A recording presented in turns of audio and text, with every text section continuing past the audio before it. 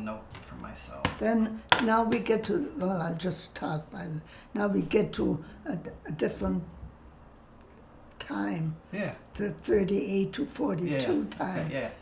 Whenever you're ready. Well, so now how did we get out of Germany? Because we had no relatives. And I'll try to make it short.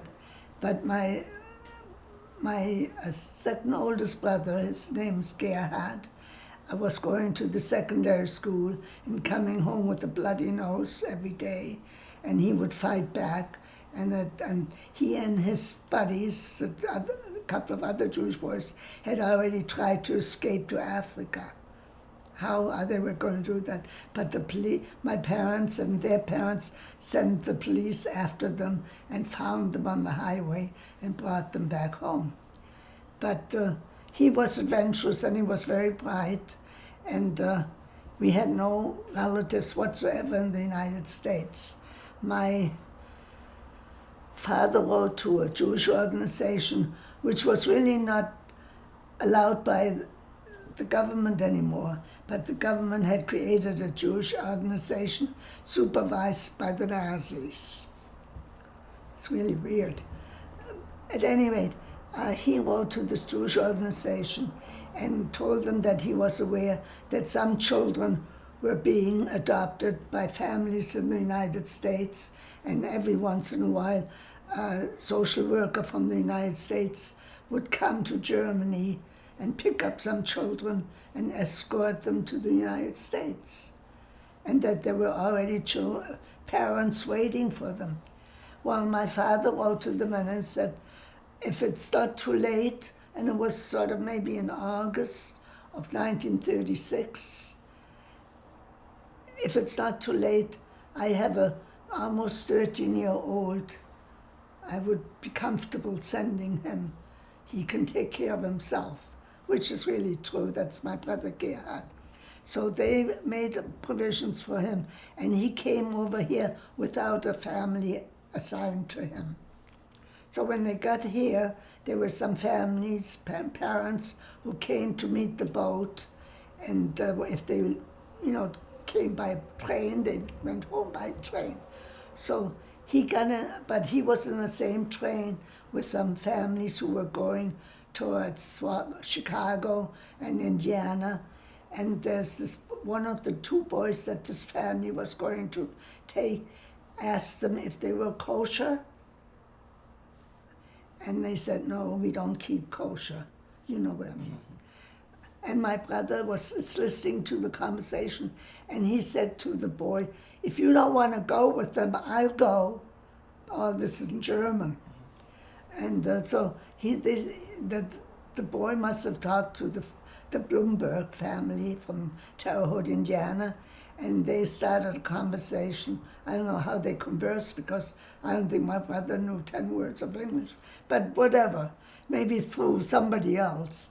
They liked my brother, and they said, if you want to come with us, it's okay, because we were going to get two, and one of them doesn't want to come with us. So he says, I'll come with you. I mean, that's better being in a home for children, So anyway, Terre Haute, Indiana is where he ended up, and with this very wealthy Jewish family. I would say, I think, millionaires. But one of the things that family did, they were very, very generous to some causes, especially, non-Jewish causes, so let's just put it that way. And they were very, then my mother, through some correspondence, and through my father while he was in concentration camp, that it was possible, if a rabbi was engaged and could prove that he was going to be engaged with the congregation in the United States, that he could come without the visa number. They had a very limited visa number that was, rabbis and priests and, Christian ministers, and and then maybe some, you know, people in the sciences that they could see would be of use to the United States. So my mother wrote, through somebody who knew English, wrote to my brother's step-parents in Terre Haute, Indiana, and said that if they could make out an affidavit through their congregation that he would be their rabbi, he might have a chance to get out of Germany at this late date. A few months later, the stores closed. Hitler didn't let them out anymore. And that's where the real, damage started, the real damage. So they made out these papers, and it still took from January until August, with 3 representatives from the United States government going to Terre Haute, Indiana, and convincing them that he's not going to be the rabbi there because you only have one large congregation and he doesn't know any English.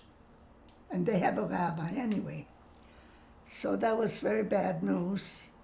And believe it or not, there was a United States official in Stuttgart, Germany, who in August 1939, after continually being bugged by my father, have you heard? Can we go? Can we come for our medicals before we leave?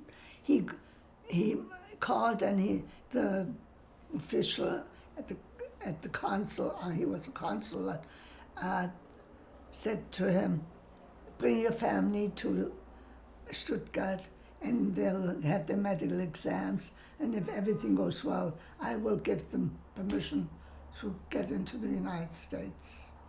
Can we stop and start? Thank you.